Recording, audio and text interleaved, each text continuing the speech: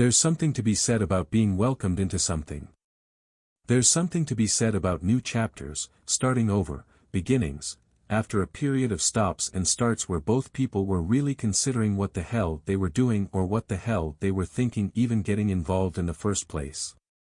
Even with situations, there's something to be said about starting again or returning to something that didn't quite fit but needed to be grown into because the growing aspect was what was important and not necessarily the people or places that you connected with on the journey. I think that reconnecting or being welcomed, having an open-door policy is something that I lived and continue to live. Think about a recording or me going into a studio to record something. Sometimes recordings are one shot and done and they don't need to be done over and over because it's on point as soon as the song's been sung. But sometimes it needs to be done, left, done and left.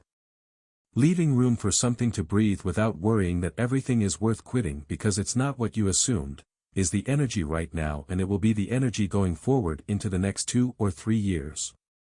People get real uptight about things being over or lost or being addicted to that immediate satisfaction for something done and complete.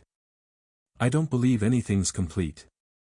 I believe that everything is progressive and progressing as it needs to, but what pushes it up against a wall are people not quite understanding that growth or an opportunity of any kind needs to breathe because the breath is meant to expand and expansion requires that energy of the breath.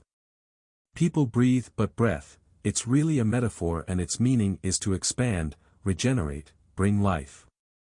Everything, right now, is expanding. The planet is expanding, the mind is expanding, the daily to-dos and what everyone is doing or taking action on is expanding. The body's expanding, the heart's expanding because the soul came in already expanded and now the heart is playing catch-up. Creation is expanding.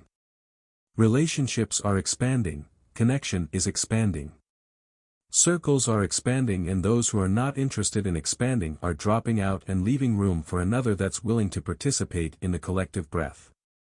The hang-up about the expansion, what people get really frustrated with is that it's all happening at different rates and speeds. They want people or situations to continue life at their level but that's not possible all the time. It's not possible when expansion is creating breathing space and breathing space creates distance and distance is really important. Breathing space creates distance and distance creates breathing room.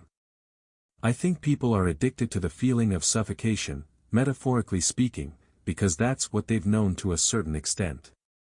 The rapid pace of life has created an airtight seal where everything is being sucked dry because the sleepers and the dreamers have only ever been used to the shallow breath, the surface stuff, the easy way, the out-of-breath rapid lifestyles where to take a step back for a few months is so foreign and it creates a panic which makes that breathing even shallower.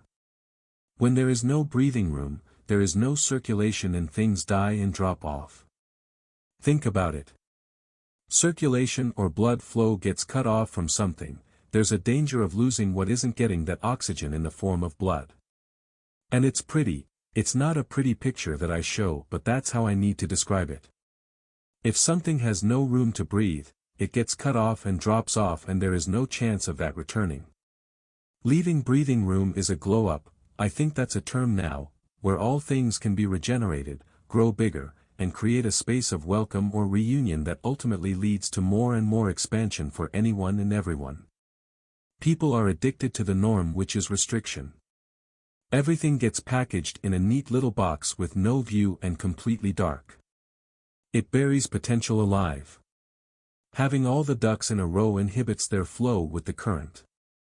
Ducks in a row, they swim in formation because they want to. But also, when they want to, they swim with the current and now the linear line of ducks is spread out all across the water, only to come back together at another point in the river stronger because of what they learned from the various other currents that they decided to float on. People crave linearity, a beginning and an end to everything before they move on or away. Nothing is remaining linear. Sure, the start and the end to the day is pretty start to finish, but those aren't the goals anymore. The goals are the points in the day where nothing was expected but everything happened that shaped the day into what you reflect back on as you fall asleep. No 2 days are exactly alike. Sure, there are the same to-dos, but even the to-dos don't look the same as the day before. It's because everything is expanding, and to expand with the everyday, there's a necessity to create the breathing space.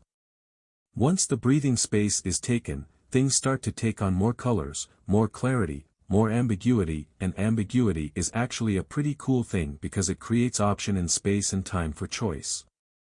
Restriction is less or no choice.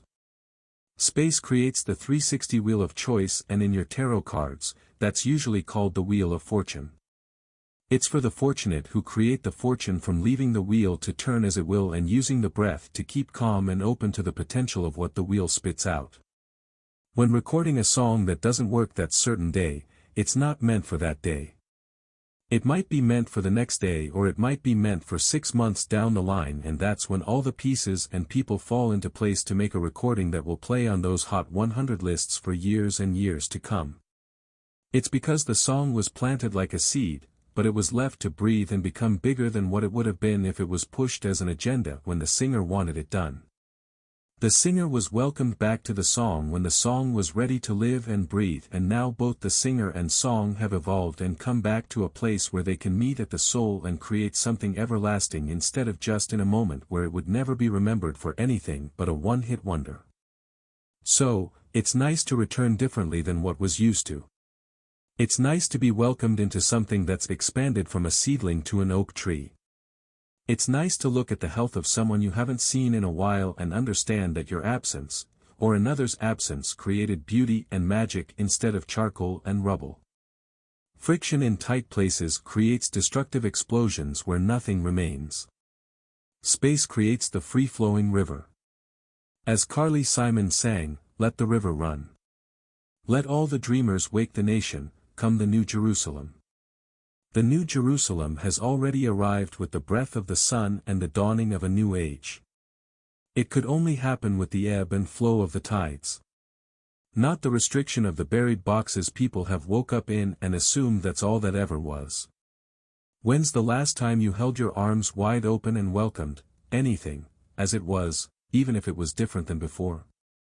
The planet is not the New Jerusalem. You are the New Jerusalem. You.